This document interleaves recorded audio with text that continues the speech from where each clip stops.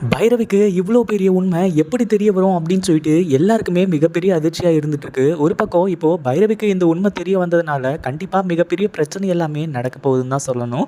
அதாவது என்னாச்சு அப்படின்னு பார்த்தீங்கன்னா, இந்த பைரவி வந்துட்டு இலக்கியாவை மோப்பம் முடிச்சுட்டு வந்து நம்ம ரேவதி இருக்கிற இடத்த கண்டுபிடிச்சிட்டாங்க. ஆனால் கெட்டதுலேயும் ஒரு நல்லது நடந்தது அப்படின்னா, நம்ம ரேவதி இருக்கக்கூடிய வீட்டில் இப்போ நம்ம இலக்கியாவோட அம்மாவும் அவங்க தம்பியும் இருந்துட்டு இருக்காங்க. எப்படியோ ஒன்று சொல்லி அங்கே வந்து பார்த்தீங்கன்னா சமாளித்து இந்த பைரவியை தடுத்து நிறுத்திடுறாங்க. ஆனால் இப்போ என்னாச்சு அப்படின்னு பார்த்தீங்கன்னா, இந்த பைரவி வந்துட்டு அங்கே செவுத்துல இருக்கிற அந்த ஃபோட்டோவை பார்த்து பயங்கரமாக அதிர்ச்சியில் இருந்துட்டு இருக்காங்க. என்ன உன் அம்மாவும் உன் தம்பியும் இருக்கிறதா சொன்னீங்க, அதே மாதிரி வந்து பார்த்தீங்கன்னா இவளோட மைண்டுக்குள்ளே ஓடுது.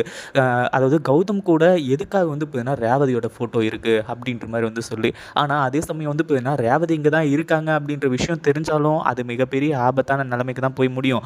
அதே மாதிரி இங்கே வந்து பார்த்தீங்கன்னா இந்த இலக்கிய கிட்ட வந்து கேட்குறாங்க, உங்கள் தம்பியும் உங்கள் அம்மாவும் இருக்காங்கன்னு சொன்னேன், உன் ஃபோட்டோ இல்லை உன் புருஷன் ஃபோட்டோ இல்லை உங்கள் அம்மா ஃபோட்டோ இவங்க யார் ஃபோட்டோன்னு இருந்தால் பரவாயில்ல, ஆனால் அந்த ரேவதியோட ஃபோட்டோவும் கௌதமோட ஃபோட்டோவும் எதுக்காக இங்கே இருக்குது அப்படின்னு சொல்லிட்டு வந்து பார்த்தீங்கன்னா கேட்க ஆரம்பிச்சுறாங்க. இப்போது அந்த ஃபோட்டோனால அடுத்தடுத்த பிரச்சனைகள் வந்து பார்த்தீங்கன்னா வெடிக்க போகுது. இந்த வீடியோ பிடிச்சிருந்தா லைக் பண்ணுங்கள், ஷேர் பண்ணுங்கள். இப்போ தான் நம்ம சேனலுக்கு ஃபர்ஸ்ட் டைம் வரீங்க அப்படின்னா